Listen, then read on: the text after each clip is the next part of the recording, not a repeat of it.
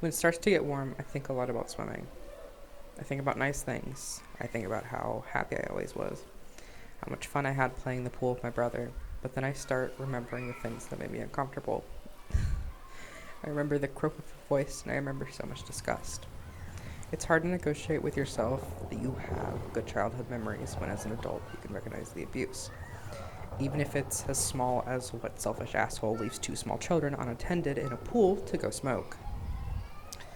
I almost drowned one of those smoke breaks. My brother went too deep in the pool, and I just needed to help him, but he was panicking, and he kept pushing my head down and pushing my head down and pushing my head down.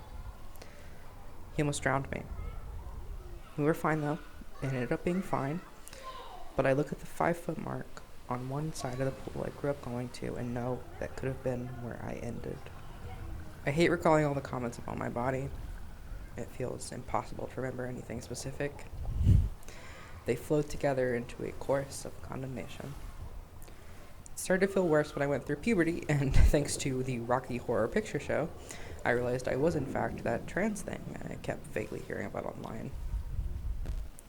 You might assume this caused a meekness or passiveness, but in fact I got wildly defensive. No, I'm perfectly comfortable with this much of my chest out, and if anyone else cares, they're a pervert. I don't care if you think I'm too fat for this bathing suit, it looks good on my fat body. They never felt good though. I hated the idea that people could look at my chest. It made me feel so gross. It was grosser knowing my grandmother was the number one pervert staring at me. It felt impossible to please her. I was either a disgusting sex object that was going to get ogled at, or not performing woman enough, and that's just too embarrassing for her. I was only 12. I was only a child. I've been hairy for as long as I can remember. My whole family is hairy. It was joked about frequently. What I wasn't ready for was the summer after I started getting leg hair. I was, I believe, 9, maybe 10. That's when I got introduced to Nair. As we were getting ready to go to the pool, my grandmother tells me we have to do something first. She's gonna nair my legs. Why? They're hairy. Oh, but it's not really that bad, right? It is. And if we don't nair them, you can't go, because I'll be too embarrassed to take you. It's okay, it doesn't take but 5 minutes anyway. Oh, okay. It's unladylike to have leg hair.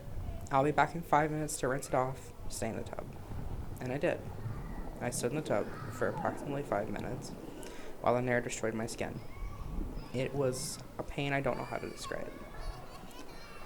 Likely the pain of a mild chemical burn. But that was okay. I could go to the pool now. I remember this girl I was enamored with in grade school. She was a year above me, and she dressed like a boy. And her hair was always unkempt, and she wasn't friends with other girls. When we did swim lessons in 3rd and 4th grade, she wore swim trunks. I became obsessed with the idea immediately. I didn't know that was an option before that moment. It seemed so much more comfortable and less stressful than a bikini bottom or one piece. Modesty isn't a one at that age, it's a chore.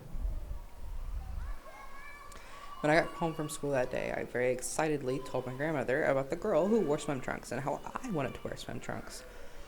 Only to be met with, no, that's for boys, and I don't care if her mom lets her dress that way, but I won't allow it. From then on, I looked at her with such shame, knowing she got to live a comfort I couldn't